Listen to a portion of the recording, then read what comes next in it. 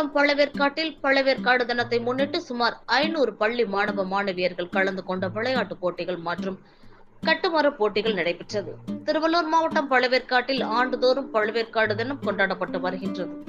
இந்த ஆண்டு நடைபெற்ற விழாவில் பழவேற்காடு லைட் ஹவுஸ் மேம்பாலத்தில் சுமார் 500க்கும் மேற்பட்ட அரசு மற்றும் தனியார் பள்ளிகளைச் சேர்ந்த மாணவ மாணவியர்கள் கலந்து கொண்டு விளையாட்டுப் போட்டிகள் நடைபெற்றது. பேச்சு போட்டி, கட்டுரை போட்டி, குறிப்பாக மேம்பாலத்தின் மீது நடைபெற்ற கோலப் போட்டியும், பழவேற்காடு மீனவர்கள் கலந்து கொண்ட தனிநபர் கட்டுமர போட்டியும் அனைவரின் கவனத்தையும் ஈர்த்தது. இதில் ஐவர் கோலப் போட்டியில் பழவேற்காடு ஜெகதாம்பாள் சுப்பிரமணியம் அரசினர் மேல்நிலைப்பள்ளி மாணவிகள் முதல் 3 இடங்களை பிடித்தும், தனிநபர் கட்டுமர போட்டியில் ஜமிலாபாத் கிராமத்தைச் சேர்ந்த மீராசா என்பவர் முதல் பரிசையும் தட்டிச் சென்றனர். பின்னர் நடைபெற்ற கலை நிகழ்ச்சிகளில் ஏராளமான குழந்தைகள் பங்கேற்று தங்கள் கலை திறமைகளை வெளிப்படுத்தினர்.